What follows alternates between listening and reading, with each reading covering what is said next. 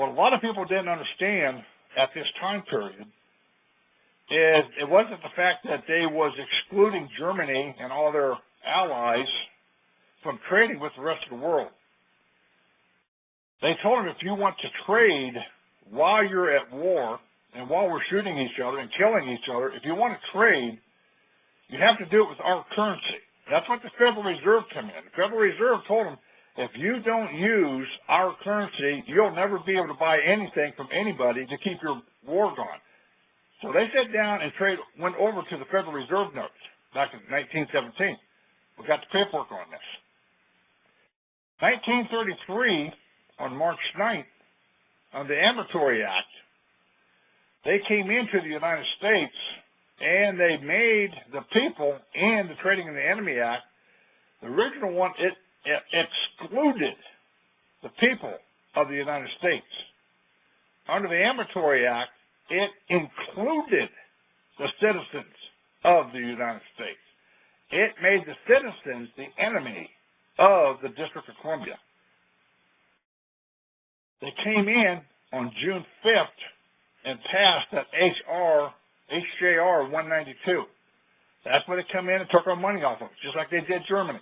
They come in and said, from here on out, if you're going to deal with D.C., you want to deal with this foreign country, you are going to have to use our currency. And so they come in and took our gold and silver off of us.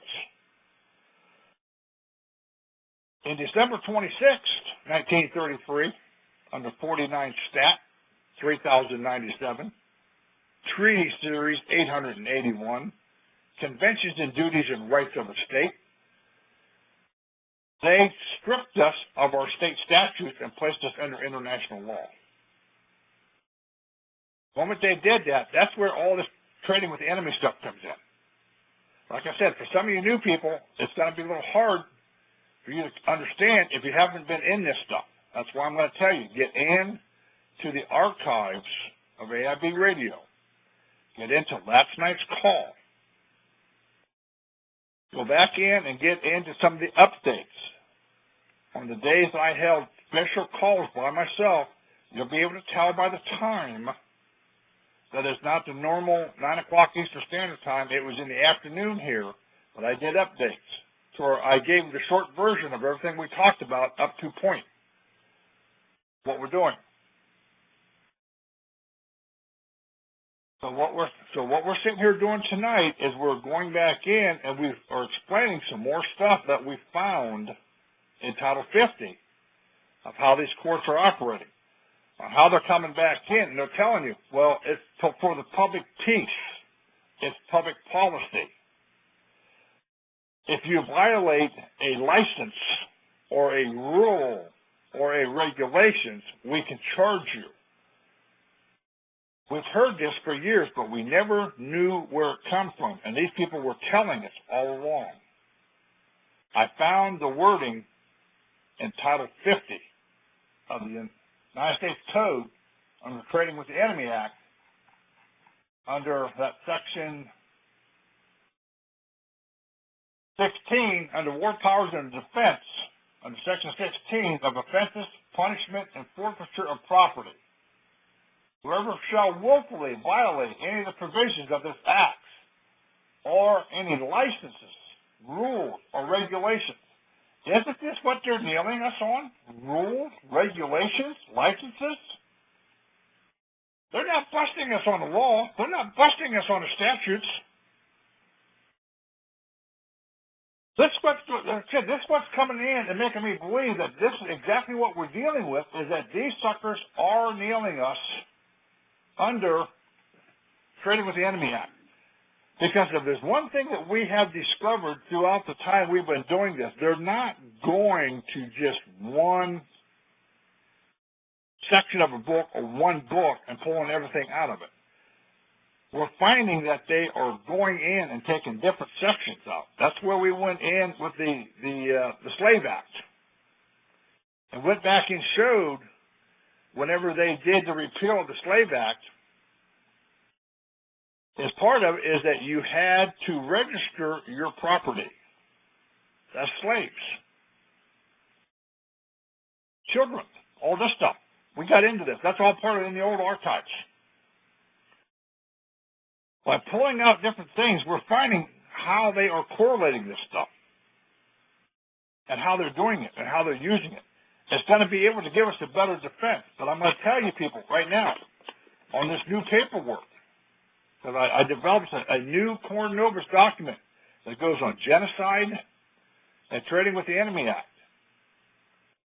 Before you ever decide, oh, we're just going to throw this in, you better be able to explain some of the stuff that we're talking about here tonight and be able to point it out in your defense and say, Your Honor, you're going to sit down and tell me that you're not treating me as an enemy? Because according to Trading with the Enemy Act, I am required to have a license. Are you treating me as an enemy of the state? I did not expatriate myself from my country. Show me where I expatriated myself. And if you can't, then you cannot treat me as an enemy. You have to treat me as a sovereign. And that means you have no jurisdiction over me. This is some of the stuff that we're getting into. This is some of the stuff we're starting to come up with.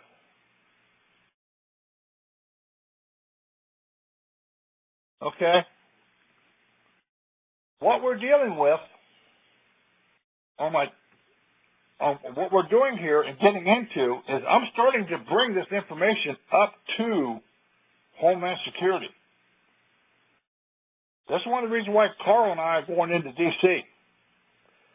My daughter's case, when we went back in and made the issue under the administrative procedure, the judge had three choices. He could either hear my case or dismiss it, or they could have sat down and made a deal with me on this. And then what they did is the judge come back and made a ruling that the judge is not an agency. And you can only bring agencies into an administrative hearing. I got documentation from the Attorney General stating that she is not an administrative judge, but a constitutional judge under Article 4 of North Carolina Constitution. Now we got the proof that we needed for me to run them right into Homeland Security. And that's what we're doing right now. With everything else that we're coming up with, we're running this into Homeland Security. Because now we're going back and showing that they aren't following any set of rules whatsoever. They're not disclosing anything. And now with what we've discovered under Title 50 is that they're running their jurisdiction under criminal, and how they're running it under rules and regulations and not statutes and codes. This is why we have never voted on any statutes. Because had we had voted on them, then they would be laws. But because they passed them among themselves, these are rules and regulations. This is why John Conyers and the people in the Judiciary Committee on March 7th, 2007, was rattled when we brought in the Jefferson's Manual and laid it down before them. We're starting to get a clearer picture of what is going on. But I want you people to sit down and go get into the Title 50 appendix. Punch it into your Googles under War and Defense. You also get into Title 50 itself. I told you what chapters to get into under Chapter 3. Also get into Title 18 under Chapter 3, under 1956, for money laundering. There is a lot of information that they are misusing against the people, and they're misusing it because they have declared us enemies of the state and foreigners through the Trading with the Enemy Act.